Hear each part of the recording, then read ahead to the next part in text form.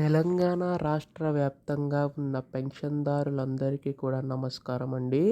మనకి ఈ యొక్క ఆసరా పెన్షన్ కింద మనకి ఈ యొక్క పెన్షన్ సంబంధించిన నిధులనేవి అయితే ఇవ్వబోతున్నారండి. అంటే పంపిణీ అయితే చేయబోతున్నారు. అయితే గత ప్రభుత్వంలో మనకి ఈ యొక్క ఆసరా పెన్షన్ కింద వృద్ధుల వితంతులకి 2,000 రూపాయలు, అలాగే ఒంటరి మహిళలకు 2,000 రూపాయలు, అలాగే దివ్యాంగులు చూసుకున్నట్లయితే 3,000 రూపాయల చొప్పున అందించింది కదా రాష్ట్ర ప్రభుత్వం అయితే గత ప్రభుత్వం. అయితే ఈ ప్రభుత్వం దాన్ని కాస్త చేయూత పెన్షన్ కింద మార్చి మనకి వృద్ధులు వితంతులకి 4,000 రూపాయలు, దివ్యాంగులకి 6,000 రూపాయల చొప్పున అందించబోతుందండి. అయితే దీనికి సంబంధించి గాను మనకి రాష్ట్ర ప్రభుత్వం అయితే ఒక ఇంపార్టెంట్ అప్డేట్ అయితే రావడం అయితే జరిగిందనమాట. సో ఈ యొక్క నిధులు అనేవి అయితే మనకు త్వరలో అయితే విడుదల కాబోతున్నాయండి. ఎప్పుడు విడుదల చేస్తారో ఈ వీడియోలో మొత్తంగా తెలుసుకుందాం. అంతకంటే ముందు చాలామంది వీడియోనైతే చూస్తున్నారు కానీ సబ్స్క్రైబ్ చేసుకోవడం లేదు. మీరు కనుక సబ్స్క్రైబ్ చేసుకుంటే నేను పెట్టే ప్రతి లేటెస్ట్ అప్డేట్ కూడా మీకైతే ముందుగా తెలుస్తుంది. అందుకోసం వెంటనే ఛానల్ అయితే సబ్స్క్రైబ్ చేసుకోండి. ఇంకా ఆలస్యం చేయకుండా వీడియోలోకి అయితే వెళ్ళిపోదాం.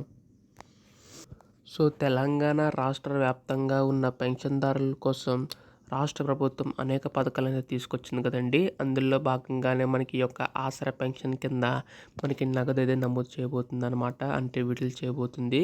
అయితే ఇక్కడ మనకి ముఖ్యంగా చూసుకున్నట్లయితే దాదాపుగా మనకి ఎంతమంది పెన్షన్దారులు ఉన్నారో వారందరికీ కూడా ప్రతి జిల్లాలోని ఎవరైతే ఉంటారో ప్రతి ఒక్కరికి కూడా దాదాపు అన్ని జిల్లాలకి పంపిణీ చేయబోతుందండి రాష్ట్ర ప్రభుత్వం అయితే. అయితే దీనికి సంబంధించి గాను కేవలం అర్హులు ఎవరైతే ఉంటారో వారికి మాత్రమే పంపిణీ చేయడానికి రాష్ట్ర ప్రభుత్వం సిద్ధమైనట్టుగా తెలుస్తుంది. సో దీనివల్ల అనర్హులందరినీ తొలగించి అర్హులకు మాత్రమే ఈ యొక్క పెన్షన్ అనేది వచ్చేలాగా వస్తుందని చెప్పి రాష్ట్ర ప్రభుత్వం భావించి నిర్ణయం తీసుకుందనమాట. సో దీనికి సంబంధించి గాను ప్రణాళిక రూపొందించిందండి. అంతేకాదండి, మీరు వేరే వేరే జిల్లాల నుంచి కూడా తీసుకునే వెసులుబాటు కల్పిస్తున్నట్లు రాష్ట్ర ప్రభుత్వం తెలపడం జరుగుతుందన్నమాట. సో దీన్ని బట్టి చూసుకుంటే మీరు ఎప్పటికప్పుడు పెన్షన్ మిస్ కాకుండా తీసుకోగలుగుతారు. అయితే దీనిపై సంబంధించి కూడా మనకి రాష్ట్ర ప్రభుత్వం యొక్క పెన్షన్ పెంచే ఆలోచన తెలుస్తుందండి.